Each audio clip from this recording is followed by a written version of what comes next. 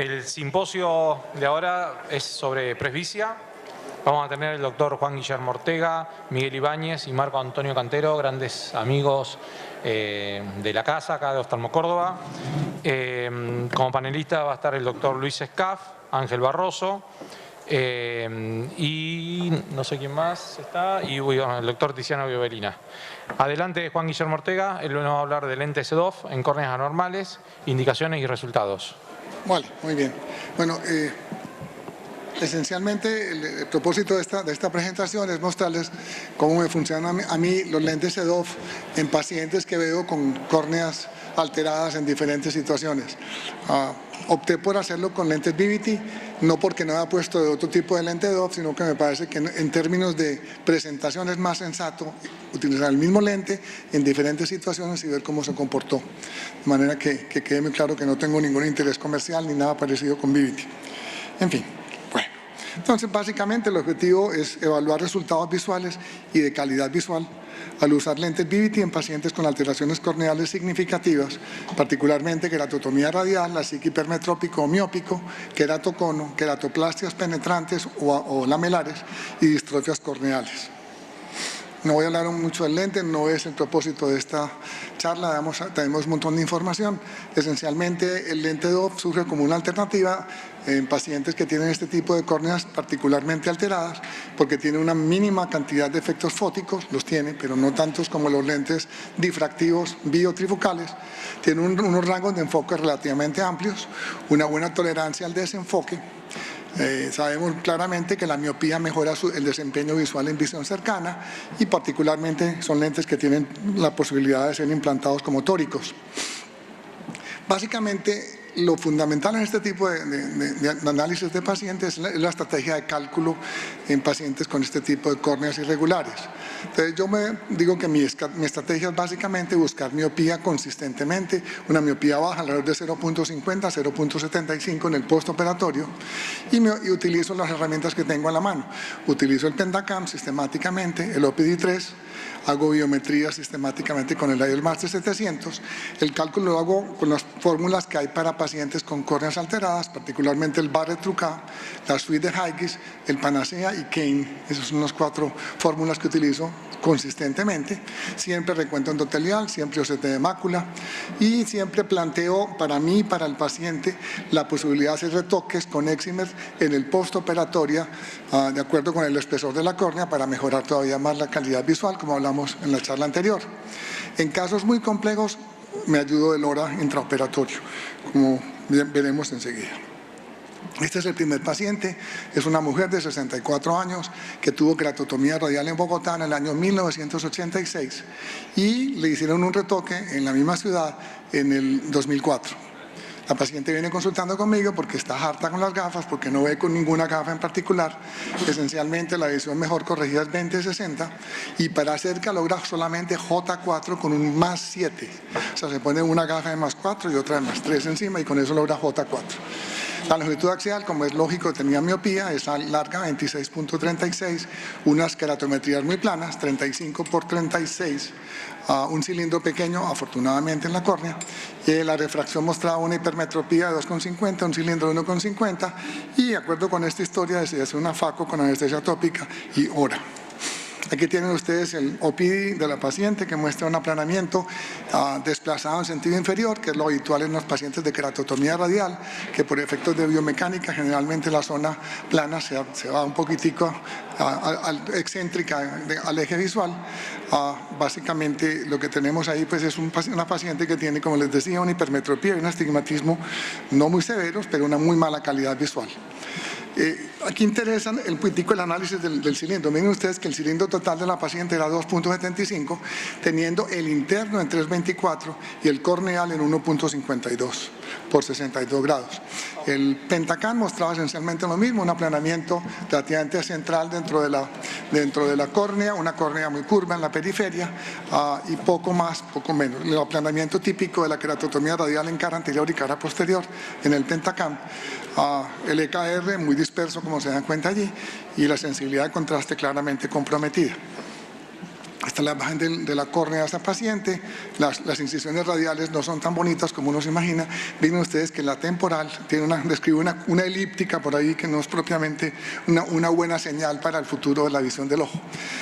El estudio, como les decía, entonces implica un estudio cuidadoso desde el punto de vista biométrico. Esencialmente, yo, como les digo, utilizo el Barrett-Trucat como herramienta importante. En este caso, además, ahí tienen la imagen de el Panacea, que permite una aproximación bastante adecuada al poder. Aquí tenemos que la paciente tenía 25 en Panacea y 24 en el Barrett-Trucat. Ahí tienen ustedes esa situación tan particular de longitud axial larga, córneas planas, etcétera, etcétera. Y ese cilindro, que es el que vamos a conversar. De acuerdo con este planteamiento, opté por hacer como Herodes, entonces la mitad y la mitad, le puse 24,5, hice incisiones apareadas de 2,5 en el eje de 10 para compensar ese astigmatismo pequeño que tenía, y como les digo, me fui con el HORA intraoperatorio. El HORA finalmente me mostró también un poder de 24, entonces puse el 24,5 con tranquilidad. A la semana 4, ni ustedes lo creen, ni yo tampoco lo creo. La paciente estaba en 0,25 con 0,25 por 15. Hay milagros, uno por año o por quinquenio, este era el mío. Entonces, pues, ella ni siquiera estaba perfectamente segura que iba a quedar bien, yo no me lo creía todavía. Interesa aquí el análisis del astigmatismo. Miren qué pasó, el cilindro no se modificó nada, o sea que lo que hice con las incisiones fue nada. Entrar y salir, pero no hice ningún impacto en el astigmatismo. Lo interesante es que toda la irregularidad interna que describía el aparato desapareció por completo, y tienen ustedes que el cilindro total es de 0,25.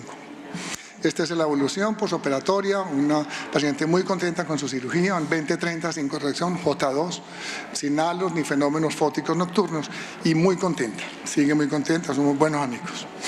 Vamos a la segunda, este es un poco más complicado. 56 años, mujer, queratoplastia penetrante en ambos ojos en 1985 por un queratocono severo.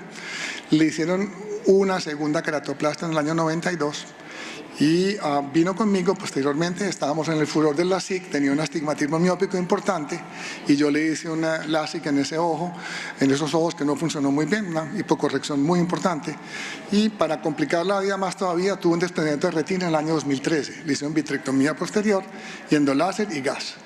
Afortunadamente esa cirugía evolucionó muy bien, la paciente reaplicó su retina y siguió funcionando muy bien, y consulta en enero de este año por mala visión en el ojo izquierdo, una catarata corticonuclear importante, y la visión mejor corregida era 20/80 menos. Aquí tiene el estudio de Pentacam. Básicamente lo que hay que decir, tiene evidentemente el impacto de la cirugía miópica, que se ve muy claro allí, un EKR terrible, la catarata que hablamos y poco más importante que comentar ahí. Aquí tienen ustedes el análisis del OPD, que muestra un astigmatismo miópico relativamente pequeño, con queratometrías bastante dispersas, un cilindro corneal de 2.9 me parece, aquí no lo veo bien. Esto interesante es que la paciente se operó, quedó muy bien, pero miren lo que pasó, mes y medio después de la cirugía hizo semejante fibrosis de la cápsula posterior.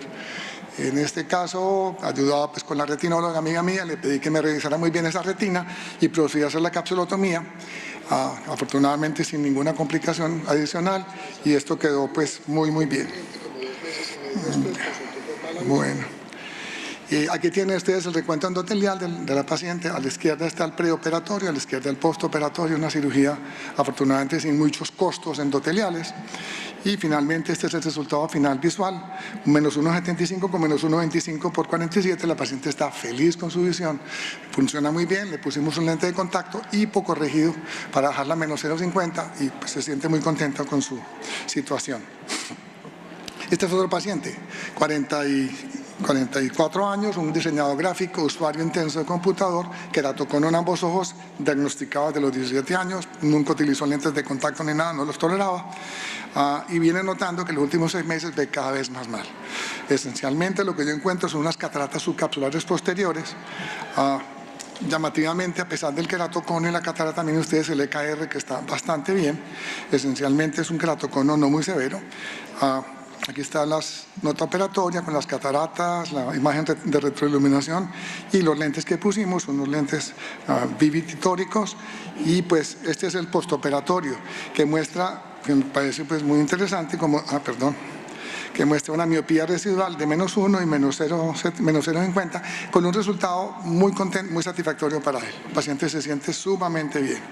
Y finalmente esta paciente es una paciente con distrofia de Fuchs, 72 años, diagnosticada 30 años atrás con su distrofia, viene con una córnea clara, asintomática, pero viendo muy mal por la catarata. Entonces pues, se procede pues al estudio completo como de costumbre. Esencialmente, nuevamente el EKR está muy bien, la catarata, como comentamos, unas córneas sin nada muy importante, el endotelio terrible, como se dan cuenta allí. Y básicamente, ¿qué importa? ¿Por qué ponemos este lente miope? Porque esta paciente, si llega a necesitar un DMEC, en el futuro va a quedar, es importante que quede con miopía para que el DMEC compense esa hipermetropía que induce el DMEC y se parezca más a una hemetropía en el futuro.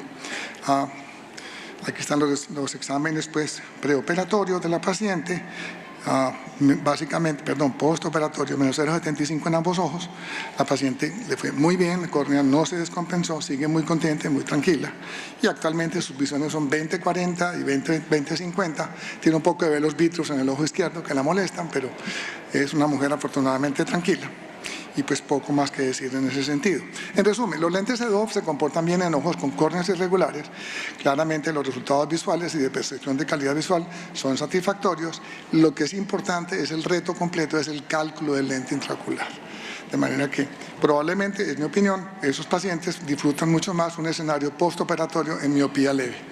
Ver muy bien de lejos para ellos no es lo más importante, esas córneas no se van a portar muy bien para lejos, pero si el paciente puede leer o manejar el computador cómodamente y solamente se pone sus gafitas para ver televisión o para conducir el coche en la noche, son personas muy felices. Muchas gracias. Bueno, muchas gracias, Juan Guillermo, siempre es grato escucharte, unos casos verdaderamente desafiantes. Y bueno, los lentes EDOF han venido a cubrir, por ahí estos pacientes no tuviesen imaginado colocarle un lente trifocal y con estos lentes EDOF uno puede cubrir ese rango de visión lejana, intermedia y muchas veces, si tenemos suerte, el paciente no va a usar anteojos de cerca. ¿Cuál sería tu límite para no colocarle un paciente EDOF a una córnea que está previamente tocada o que vos ves rara o así? No, acá no. Vimos que usás en muchas de estas córneas, pero ¿en cuál vos decís, no, paro? Es decir, una córnea extremadamente irregular no va a funcionar bien con eso. Es un poquito como con los diabéticos. Yo tengo otra charla por ahí sobre cómo enfrentar a un paciente diabético hoy, con multifocales, con EDOF o con monofocales. Y diría lo que digo en esa charla. Cuando uno tiene un paciente diabético con retina alterada, lo más sensato es poner lente monofocal. Siempre, siempre. Hay una segunda alternativa, que es el uso de tóricos. Uno debe, si puede, corregir el astigmatismo en el paciente, porque es una aberración que es corregible, que funciona bien con el lente y que en cualquier caso le va a mejorar la calidad visual al paciente. ¿Cuáles pacientes van para un EDOF? Aquellos que tienen la posibilidad, como estos que estoy mostrando aquí, de mejorar y a tener una mejora importante en su desempeño diario, en su funcionamiento laboral o recreativo en la vida. Y los lentes multifocales son una pelea muy grande, esa la tendremos algún día. Pero yo diría que solamente se podría poner lentes multifocales en aquellos pacientes que tienen todo perfecto, excepto una cosita por ahí que uno podría mejorar. Me refiero a eso a córnea, no sé, córnea pensaría más importante. Claro. Hola Juan. Bueno, yo he tenido oportunidad de trabajar con varios lentes EDOF, sí. Principalmente con el BBT, pero también con el Enhance, con el Ray One y con el Lux Smart. Cuando Alcon lanzó el lente EDOF, que el primer trabajo que hizo fue comparando el BBT con un monofocal, pelea descuadrada, ¿no? Pero bueno, y vendió ese lente como presbicia. Entonces, antes de uno traer entero, hicimos un estudio en pacientes normales. Tengo aquí la presentación, entonces porque tampoco tengo tan buena memoria. Hicimos 45 ojos normales, es decir, eran pacientes que ameritaban un lente trifocal, pero la compañía me dio unos lentes y yo los puse, ¿no? para ver si realmente ese era un lente de presbicia. Y realmente los pacientes obtuvieron una muy buena visión de lejos, intermedia, pero de cerca no corregían más de J3. Esos pacientes todos los pusimos para hemetropía. Si lo pusiéramos para un poquito miope, entonces posiblemente mejoraban, ¿no? Por supuesto, esos pacientes con un más 1.50, más 1.25 corregían a 20/20 o J1, lo que me demostró que eso no era un lente para presbicia. Entonces, como no era un lente para presbicia, lo comenzamos a colocar en pacientes que no cumplían esos requisitos. Hicimos un trabajito con 180 lentes de esto y logramos traer una caracterización de pacientes candidatos a Vivity. Y dentro de esa caracterización el 23% era pacientes con glaucoma, pero pacientes que tenían ángulos estrechos y que había que sacar el cristalino, ya sea que tuviera catarata o cristalino transparente, por eso esa cantidad de glaucoma, ¿no? Que tuvieran mala superficie ocular, el 18%, que tuvieran maculopatías, degeneraciones ahí medio pigmentadas, pacientes diabéticos, pero que no tenían cambios diabéticos y que eran mayores de 60, 65 años, que tenían su diabetes controlada y posiblemente nunca van a generar diabetes. La CID hipermetrópico, miópico, queratotomía radial, un poquito complicado el cálculo. Nosotros usamos hora para todos los pacientes, la represión intraoperatoria usamos de rutina. Catarata complicada, diámetro pupilar inadecuado. Por ejemplo, aquel paciente que a pesar de ser candidato para un difractivo tiene una pupila de 7 milímetros de noche. Entonces ese paciente de seguro va a quedar peor que yo, porque tengo un panotis y esto me tiene deslumbrado. Bueno, pacientes normales, irregularidades de córnea, pacientes ambliopes, ¿qué les digo? Traumas único. Entonces, este lente para nosotros, Vivity, es para aquellos pacientes que no son candidatos para un difractivo. ¿Qué más les cuento yo? Bueno, para nosotros, ya, mejor dicho, me puedo decir que no colocamos ni un monofocal, a menos que sea un monofocal tórico.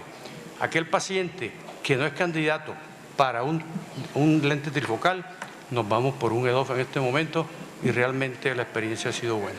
Exactamente lo que acabo de decir, o sea, tal cual. Me parece inclusive llamativo que hemos llegado como a los mismos criterios, que la totomía radial, la SIC, el glaucoma me parece una excelente opción. Lo que trato de decir aquí es que estos son pacientes que sabía perfectamente que no iban a evolucionar muy bien. Un paciente con una distrofia de Fuchs no va a quedar, no es un paciente para un multifocal, clarísimamente, para un trifocal. Pero discutiendo con los pacientes, le preguntaba, ¿ustedes qué prefieren? ¿Ver bien de lejos y ponerse gafas para trabajar? ¿O les parece de pronto interesante tener la posibilidad de manejar computador y lectura sin gafas y unas gafitas para conducir y ver televisión? Y todos me dijeron, eso prefiero. Ahora, si quieres darle más independencia de gafas, entonces le juegas con una monovisión. Pero de nuevo, aquí empieza a pesar el riesgo del cálculo del lente. Es que todos estos son ojos Juancho, bravos. si tienes el hora, te aproximas casi un 99% Bueno, de exactitud. yo tengo que decir que mi experiencia LoRa me confirma lo que yo venía calculando. La verdad no me ha pasado que me dé pues que me vaya con un 24, me diga pongo un 20. Ya esa es otra discusión para otro segmento. Por eso. Claro, Bueno, gracias. muchas gracias. Juan, te hago una pregunta. Juan, acá, Pepe, Bula. Sí. Perdón. Juan, una pregunta. Tengo un sentimiento encontrado con respecto a la elección en el último caso de Fuchs de la lente desde el material, porque si bien es una lente hidrofóbica, lo cual nos da una tranquilidad para una cirugía endotelial posterior, está el glisterin de por medio, que ese material ha mostrado. ¿No te da miedo, sobre todo pensando en que vas a tener que, en caso de hacerle un endotelial, ponerle una burbuja de aire y eso acelere la opacificación? Yo no tengo tan claro que los glisterins tengan que ver propiamente con el aire. Eso es una reacción que tiene que ver por un proceso de fabricación del lente. No discuto ni un minuto eso.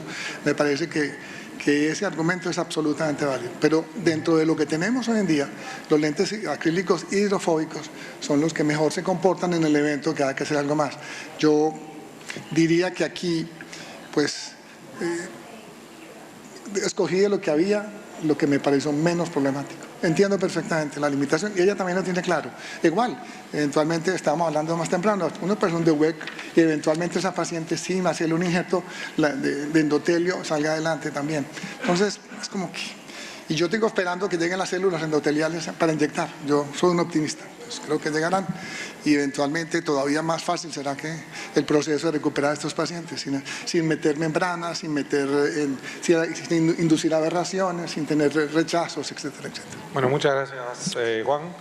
Bueno, no todo es color de rosas en la lente de presbicia, y el doctor Miguel Ibáñez de México nos va a presentar tilt y descentración y cómo impactan en la visión. Muchísimas gracias por la invitación, Noé, Tiziano, doctor Bianchi, muchísimas gracias. Es la primera vez que estoy en Córdoba, entonces no la conozco porque viene mi esposa y está haciendo el recorrido y yo hago lo que ella indique. Bueno, vamos a iniciar este tilt y descentración, cómo impactan. Todo el mundo sabe que los diseños esféricos son más sensibles al tilt y el descentramiento. Cuando nosotros empezamos a ver los primeros trabajos de la descentración de 0.4 milímetros y tilt, cómo impactaban en el desenfoque, astigmatismo interno y el coma, empezamos a crear un poquito de interrogatorios, qué era lo que realmente estaba pasando. Recuerden, de todos los lentes intraoculares premium que ustedes ponen, el 10% tienen tilt. Yo les quiero hacer una pregunta a ustedes y a ustedes. ¿Quién de ustedes evalúa el tilt y la descentración en pacientes con multifoco? Ok, me gusta la respuesta porque ni yo lo hacía. Entonces, ¿qué es lo que vamos a hacer? Hay factores que predisponen a esto y todo el mundo lo conoce. Quiero que vean la imagen del OPD. Fíjense la imagen del OPD en esto. ¿Eso qué quiere decir? Si yo veo esta imagen, el problema es interno. Y si estoy viendo esta imagen, ¿qué es lo que está pasando? Mi obligación es investigar qué es lo que está sucediendo específicamente en estos casos. Hay muchas formas de evaluarlo. Nosotros tenemos prácticamente todo lo que ustedes están viendo ahí. En el hospital tenemos de todo. Todos ustedes lo pueden evaluar de una forma como ustedes quieran. El problema es saberlo evaluar. Y aquí estamos viendo. Cuando nosotros empezamos a trabajar con los anillos de tensión capsular, empezamos y ya tenemos bastante evidencia en relación a esto. Vean lo que es el tilt. No es lo mismo operar ojos grandes que operar ojos chicos. Por lo tanto, impacta en forma directamente proporcional a esos descentramientos. No es lo mismo de trabajar con un lente que tiene 11 milímetros en plato a un lente de 10-75 de Fine Vision a un lente de 13 que es el Vivity. No es lo mismo, porque nosotros estamos valorando que el tilt disminuye 0.22 cada milímetro a mayor longitud del tamaño del ojo. Siempre cuando ustedes tengan estos casos, consideren poner anillos de tensión capsular. Ahí yo les pongo la referencia cuando se puso el primer anillo. Y vean, no es lo mismo operar un ojo miope que un ojo hipermétrope y ver los apoyos que nosotros tenemos con el VM. Este es un caso que yo les quiero mostrar, un paciente que yo le hago todos los estudios a los pacientes cuando llegan, es el preoperatorio y el posoperatorio. Quiero que chequen cómo está la aberración preoperatoria y cómo está la aberración posoperatoria y vean en la porción interna el astigmatismo que tenía el paciente y el astigmatismo que quedó. Prácticamente estamos hablando de 3.25. Cuando yo veo esta imagen, algo está pasando. Si el paciente me dice, no veo claro, algo está pasando. Entonces yo al ver esta imagen, digo, ¿sabes qué? Vamos a hacer un VM y ahí está el resultado. ¿Sí? El lente está tilteado. Este lente era un lente de la compañía Zeiss. Justamente ahorita, si nos da tiempo, hablamos un poquito en relación a esto. Vean el preoperatorio y vean el posoperatorio en cuestión a calidad visual. Y aquí lo estamos viendo con MTF. A mí me gusta mucho analizar calidades visuales en todos los casos, porque a final de cuentas todos estamos acostumbrados a decir cantidades más no calidad. Es que el paciente ve 20/20, sí. Perfecto, ve 20/20, pero ¿cómo ve ese 20/20? Entonces nosotros estamos trabajando mucho sobre calidad visual, incluyendo PCF, RMS, MTF, en fin, analizando cada uno de los casos para poder entenderlo mejor. Y ustedes lo están viendo ahí. Vean la MTF cómo está, pre y post, y la RMS pre y post. Simplemente terrible. Tilt y descentración. Causas intraoperatorias existen. Fíjense que yo les puse la última C entre comillas, porque yo hace más de 20 años aproximadamente, a principios de los 90, cuando nosotros escuchamos capsulorexis circular continua, yo le puse la otra C. Y cuando yo lo hablaba en los congresos, me decían, pues, ¿qué importancia tiene? La cuarta es la más importante, es capsulorhexis circular continua centrada. Si nosotros no tenemos una centración o un centrado adecuado en las capsulotomías, van a tener problemas. A mayor lentes premium que ustedes pongan, más problemas van a tener. Por supuesto, influyen los diseños de los lentes y puede haber factores preexistentes. ¿Cuáles son las causas posoperatorias? ¿Opacidades de cápsula? Sí, por supuesto. Femto mejor, y ahorita les muestro femto mejor, porque nosotros podemos hacer una capsulotomía del tamaño que nosotros queramos, entrarla como nosotros queramos. Pero guarden en la cabeza esto. Anillos de tensión capsular les van a mejorar el trifoil y el coma en los pacientes que tengan estos factores de riesgo. Pulir la cápsula se ha documentado, pero no hay suficiente evidencia en relación a esto. Todos estos están hechos con femto segundo, todos. Y ya comentaban hace rato, créanme que los lentes no tienen palabra de honor cuando se comportan en la bolsa capsular. Ustedes pueden hacer una cirugía perfecta, pero a la hora que se empiezan a dosar las cápsulas, que es más o menos alrededor de 4 a 6 semanas, es cuando empezamos nosotros a manifestar parte de todas estas cosas. ¿Qué es lo que nosotros hacemos? Llegamos, vemos un paciente, lo revisamos y lo damos de alta. Difícilmente hacemos esos seguimientos. Yo trabajé 28 años en un hospital público donde adiestramos a muchísimos residentes. Yo tenía el pelo negro y era más abundante, y después de 28 años, vean cómo me dejaron, ¿no? ¿Qué podemos concluir en relación a esto? Múltiples factores afectan tilde de centración. Recuerden, anillos de tensión dan estabilidad en el centrado de los lentes, grábenselo bien. Aprendan a valorar blancos blancos. No es lo mismo trabajar con un blanco a blanco de 11.2 a un blanco a blanco de 12.6, porque impacta directamente proporcional en el tipo de lente que ustedes vayan a elegir. Sobre todo, tengan en consideración el comportamiento de bolsa capsular. Recuerden que la descentración de un lente conduce a aberraciones asimétricas más molestas que incluso una aberración esférica. Y los descentrados, desgraciadamente, por eso les hacía la pregunta, son pobremente documentados. El TIR induce ese astigmatismo que ustedes están viendo ahí. Sobre todo, si ustedes tienen forma de hacer los seguimientos, háganlo, porque no hay mucha evidencia científica. Yo concluyo con esto. Ustedes conocen a todos esos personajes que le han dado gloria a la Argentina. Todo mundo en cualquier parte del mundo los conoce, pero no conocen muchos los de este lado. Y eso también le ha dado una gran satisfacción a los argentinos. Son todos los premios Nobel que han tenido ustedes, y felicidades por eso. De los 15 premios Nobel que ha tenido América Latina, 5 son de ustedes. Nosotros en México hemos tenido 3. Muchísimas gracias.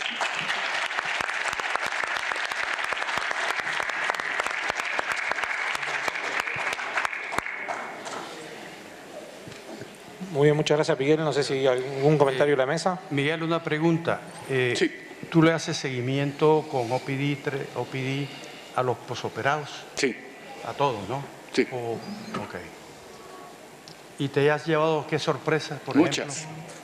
Muchas.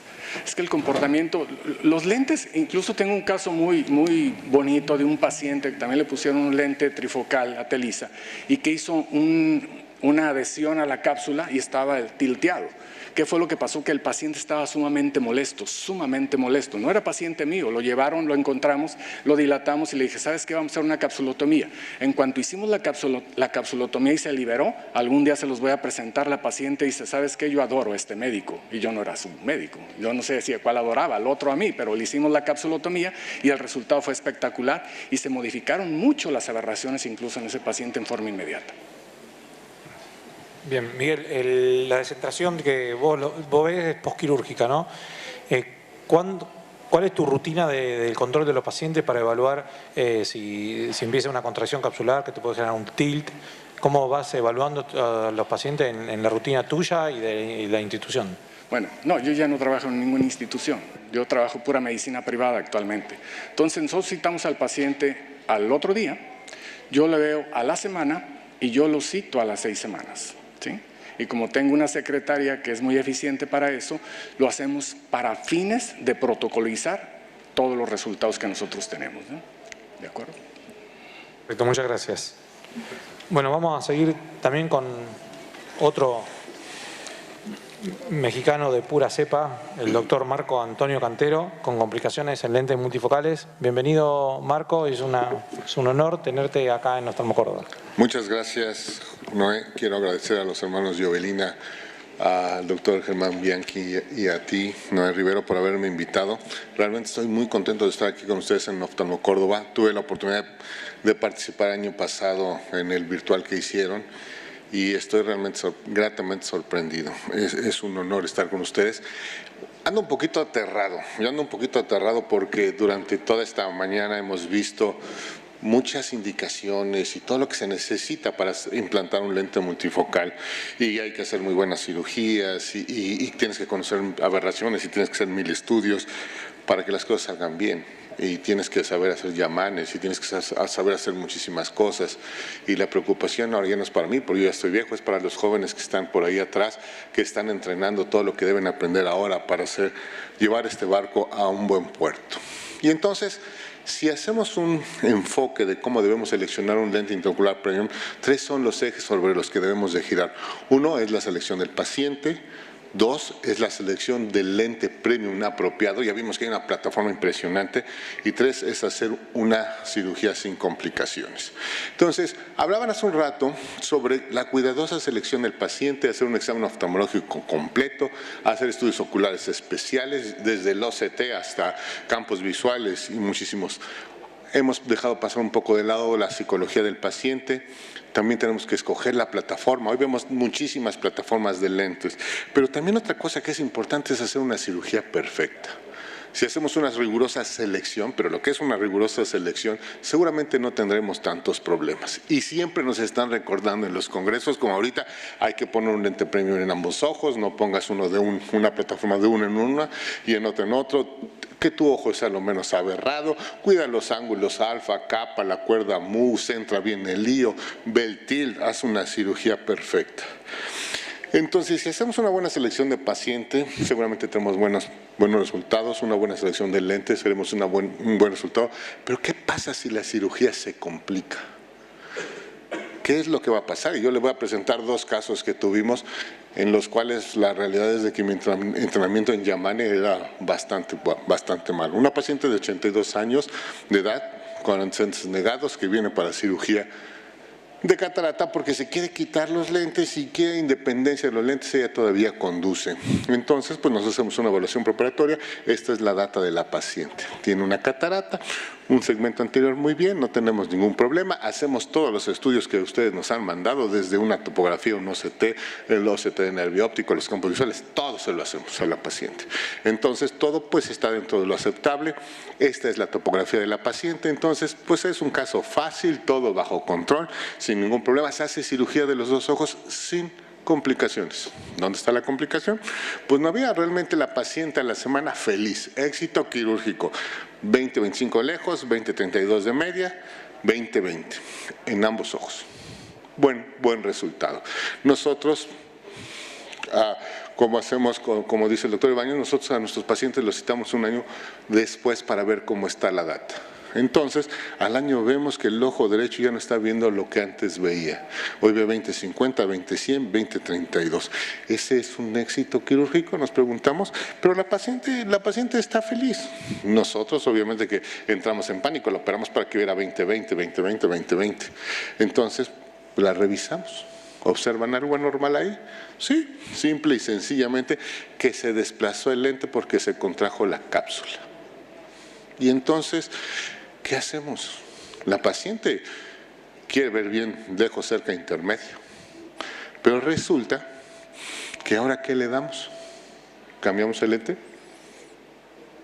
Bueno, Germán me está haciendo que no. Bueno, efectivamente, ¿cuál fue el tratamiento? Pues el tratamiento fueron grandes dosis de observación. No le hagas nada a la paciente. ¿Por qué? Porque la paciente está feliz, no se queja de nada. Claro, está feliz con su lente descentrado y uno es el que está estresado nada más. Entonces, eso es importante porque no todo se resuelve quirúrgicamente. Entonces, la personalidad finalmente se importa. y no hemos hablado tanto de eso en estos foros. Esta es otra paciente que era nuestra jefa de enfermeras en el Hospital Central Militar. Ella se acababa de retirar. El doctor Cantero pone muchos multifocales. Entonces, Marco, quiero que me operes. Esta es su data. La paciente 2030, con su corrección, tiene una catarata que está empezando, todo está dentro de lo normal y como estaban de moda, pues vamos a operarla. Pero le hicimos un conteo endotelial, su conteo no estaba tan bueno, creemos que era el momento apropiado de operarla ahorita que no estaba tan grande y entonces pues vamos a hacer el Solario Master 700. Como Lucho se había puesto un Panoptic y decía que veía bien, pues vamos a ponerle un Panoptic. Y entonces le calculamos su Panoptic, ojo derecho 25, ojo izquierdo 25-50. Entonces, como nosotros en ese momento estábamos locos con el láser de femtosegundos, hicimos una facomulsificación con un láser de femtosegundos, implantamos el lente. Perfecto, cirugía sin complicaciones, la paciente está viendo, le implantamos su 20-25 a la semana, esta es su data, 20-30 de lejos, 20-30 de intermedio y 20-16. Ahí yo me preguntaba, ¿alguien miente? Porque siempre en los foros dicen que les quedan 20-20, a nosotros no nos quedan todos en 20-20. Bueno, este es el primer mes, aquí está la fotografía, todo está perfecto. Vámonos con el segundo ojo. El segundo ojo todo está perfecto, vamos como en caballo de hacienda, todo bien. Terminamos la cirugía, entonces voy a poner un Panoptix, pásame por favor el Autocer, vamos a implantar el lente, estamos implantando nuestro lente y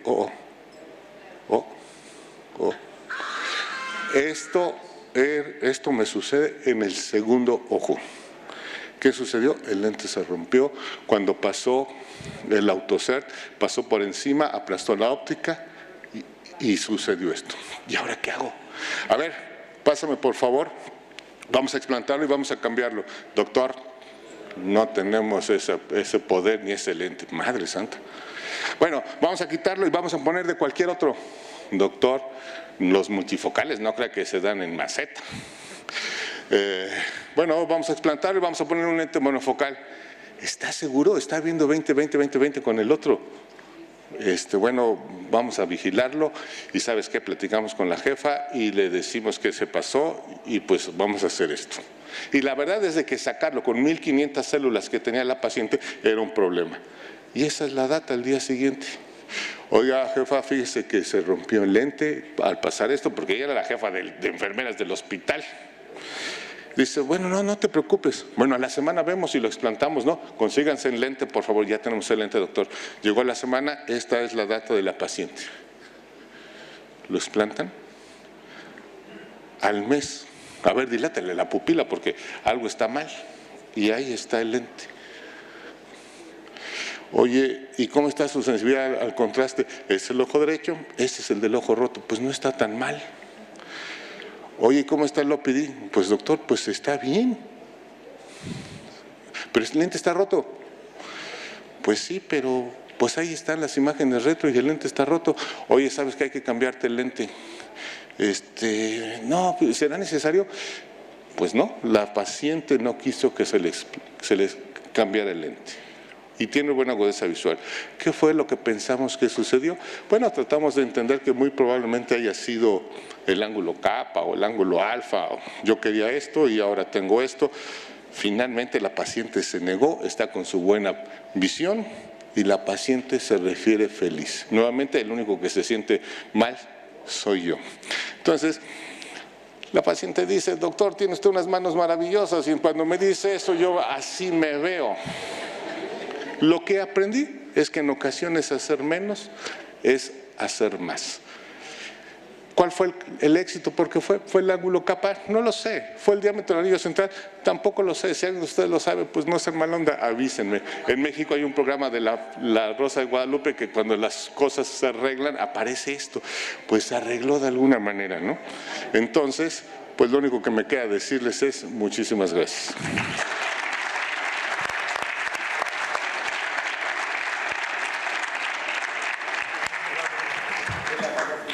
Marcos, es bueno advertirle a la paciente porque si esa paciente va de un colega no muy amigo tuyo, le va a decir, tiene el lente roto. Entonces, le tienes que advertir a la paciente que no se deje dilatar la pupila porque se le rompe el lente, ¿viste? Ok, sí. Yo creo que lo mejor es armarte de valor, salir y decirle al paciente lo que sucedió y ofrecerle una alternativa prudente. La paciente no se quiso cambiar, yo le rogaba porque dijera que no se cambiara el lente, y afortunadamente eso sucedió. ¿Algún comentario? En esa, Ahora, adelante. Go.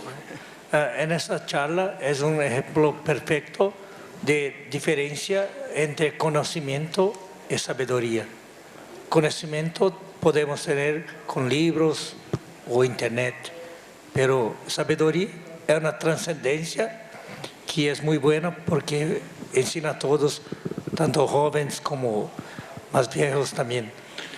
Parabéns. Yo creo que el problema que ahora tenemos es que nos estamos afanando demasiado en tener métrica absolutamente de todo. Cuántas micras de til, cuántos de trifoil, y nos estamos olvidando muchas veces de sentarnos a platicar con el paciente qué es lo que quiere. El día de mañana voy a dar una plática sobre los criterios de selección de un lente premium, pero en base a las necesidades del paciente.